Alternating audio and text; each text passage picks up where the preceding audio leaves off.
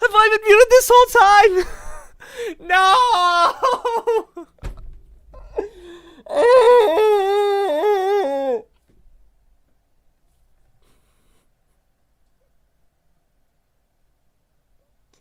Thank you, Daniel and Simcoe, for coming and showing up anyway.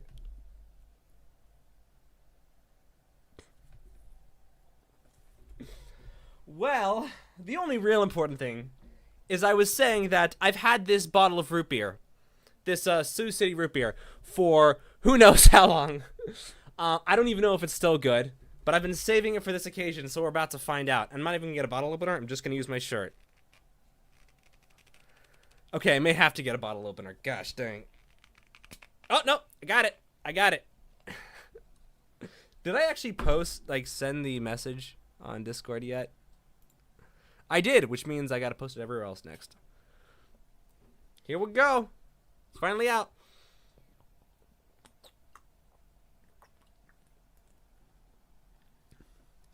Oh, it's still good. Yeah. Thank you, Daniel. Thank you, Semko. Yeah, unfortunately, because of the heat, I pulled this out. It's not quite as cold as it could be because I pulled it out about 7 minutes ago, maybe 10 minutes ago, and it's already losing the cold. Yeah, I was saying I was going to record this even if anyone didn't show up. Just nice to have this stuff for posterity, because I've done that before where I didn't record stuff that I wish I had. So, now time to spam the internet.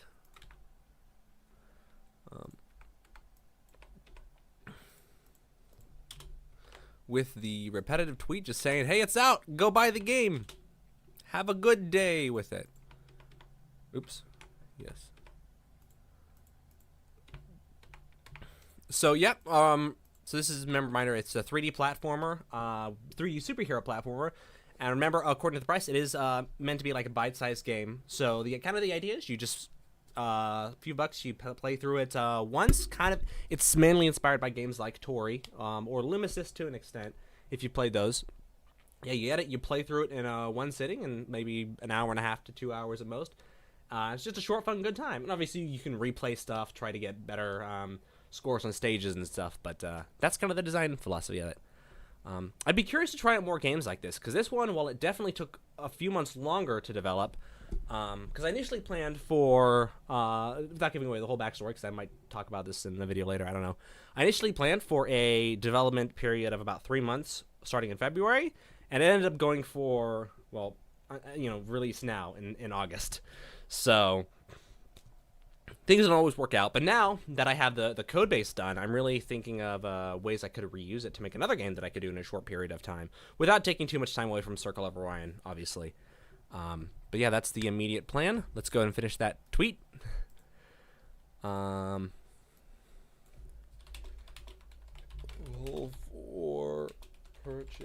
purchase on Steam. Steam has a thing, right? On Steam? Does Steam not have a Twitter? Come on, of course they do.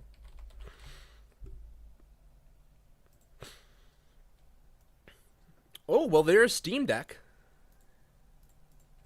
And built and optimized for Steam Deck. Because that's the other thing, is this game was especially built to be supported and played on Steam Deck. So if you have that, that would, I think, be the ideal way to play. Yeah.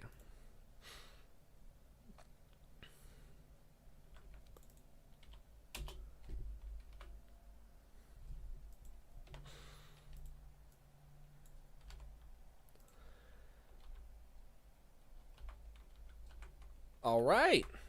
Bam. That's one down and one more tweet to go.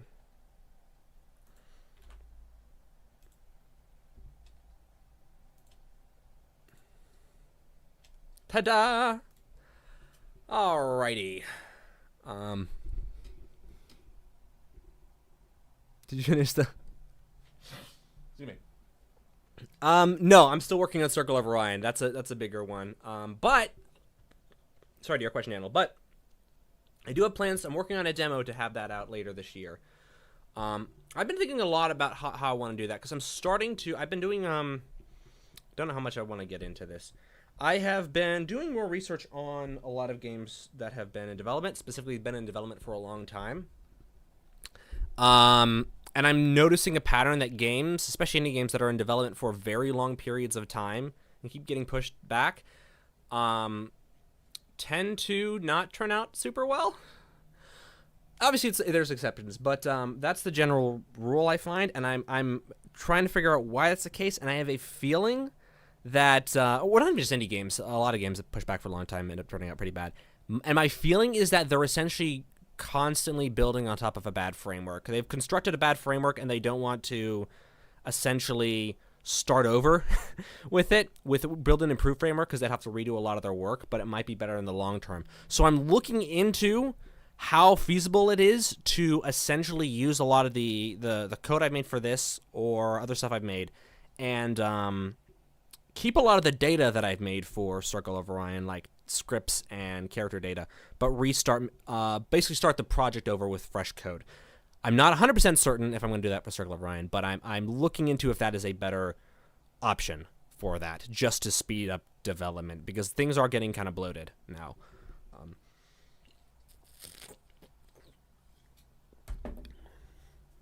Well, I don't know if anyone made that joke specifically, Daniel, but that's definitely something I addressed in the devlogs. That it's not as if it's a super original idea, Circle of Orion, but we're definitely trying to take it in a different direction. So, I should probably go post this a couple other places.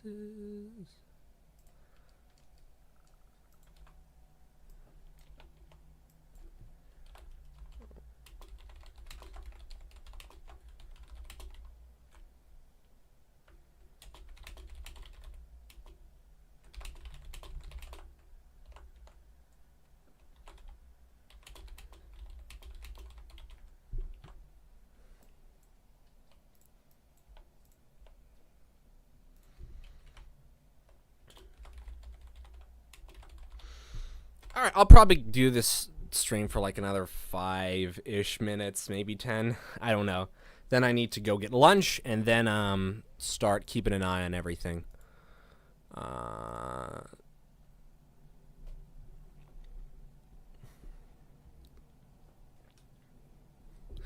Making sure if any bugs pop up, they are squashed quickly.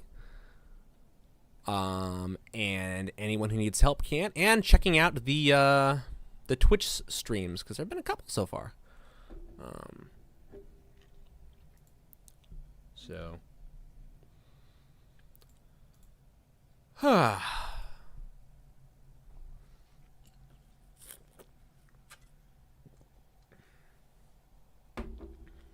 Man. I'm wondering if I should do maybe some kind of like... I've had a thought for a while. Okay, so those of you who watch my channel are probably familiar with Unreal Engine. You may also be familiar that there is a series that Epic Games does called Inside Unreal. Well, a while back, they had a few episodes where they did behind the scenes of games that had been released using Unreal Engine. I really liked the series. They did 2 games that I can think of. One was Mortal Shell, which is, I think, the longest stream. It's like over 3 hours. I love that one. I rewatch it all the time, pretty frequently. And one on Chivalry 2, I think it was. And they've done stuff that covers elements of other games or whatever, but those are the 2 I remember where it really dived into those games, how they're made. I would love to do something like, because they kind of don't really do that now as much. I would love to do something like that, doing deep dives into how release games are made. So I may do that on this, kind of go into detail about how this game is structured, how it is designed, and diving into the actual code and how I made everything. That might be fun to do. I definitely want to make sure I get Incros on to talk about some of the art stuff. But yeah, so that might be a possibility.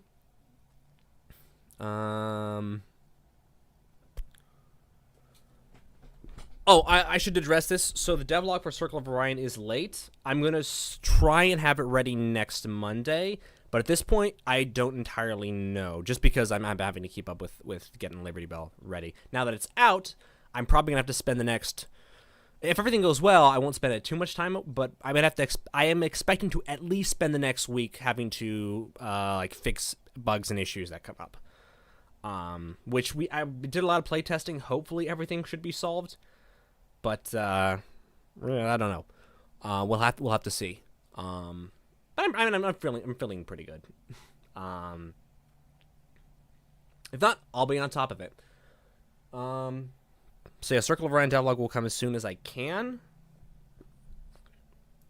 It will probably be a shorter one again, under 10 minutes, covering just a couple of things. After that, who knows? I'm kind of this kind of frees up a lot of my time, aside from bug fixing. It frees up a lot of my time.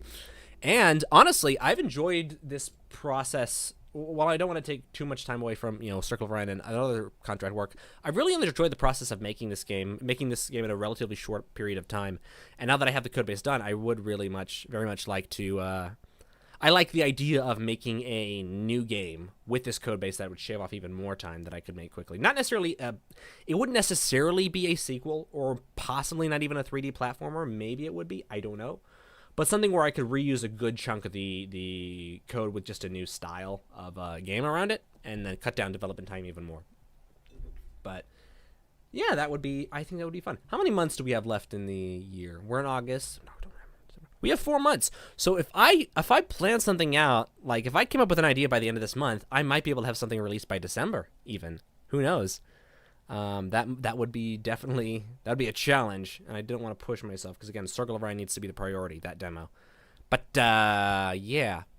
So reminder once again, Liberty Belle is just available on Steam. This is a bite-sized 3D platformer, about an hour and a half to maybe 2 hours at the most.